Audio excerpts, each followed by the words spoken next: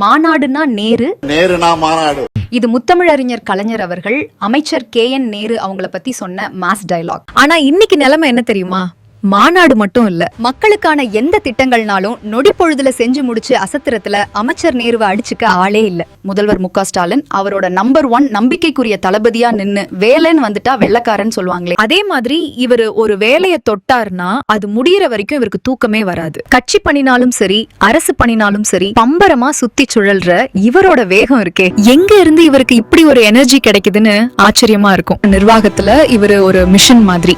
இப்போ நீங்க பாத்திருப்பீங்க, சென்னை முழுக்க பாலங்கள், நவீன பூங்காக்கள், ஏரிகள், புனரமைப்புன்னு எப்ப பார்த்தாலும் ஃபீல்டுலயே நிப்பாரு. நேரு கிட்ட ஒரு வேலையை சொன்னா அது முடிஞ்சதுன்னு அர்த்தம்னு கோட்டை வட்டாரமே சொல்லுதுன்னா பாத்துக்கோங்க. ஆரம்ப காலத்துல இருந்து இன்னைக்கு வரைக்கும் அதே அர்ப்பணிப்பு, அதே விசுவாசம். பதவியை விட மக்கள் பணியே பெருசுன்னு நினைக்கிற இவரோட குணம் தான் இவரை இன்னைக்கு ஒரு அசைக்க முடியாத சக்தியா மாத்தி இருக்கு. ஒரு பக்கம் கட்சி மாநாடுகளை பிரம்மாண்டமா நடத்தி மிரட்டுவாரு, இன்னொரு பக்கம் மக்களோட அடிப்படை தேவைகளை மின்னல் வேகத்துல செஞ்சு முடிப்பாரு. இதுதான் அமைச்சர் நேருவோட ஸ்டைல். சோனதை விட அதிகமா செஞ்சு முடிச்சு, பேச்சை விட தன்னோட உழைப்பால முதல்வர் மற்றும் மக்களோட மனசுல நீங்காத இடம் பிடிச்சிருக்காரு மாண்புமிகு அமைச்சர் KN நேரு அவர்கள். இந்த மாதிரியான இன்னும் நிறைய தகவல்களை தெரிஞ்சுக்க மறக்காம நம்ம பேஜை ஃபாலோ பண்ணிக்கோங்க.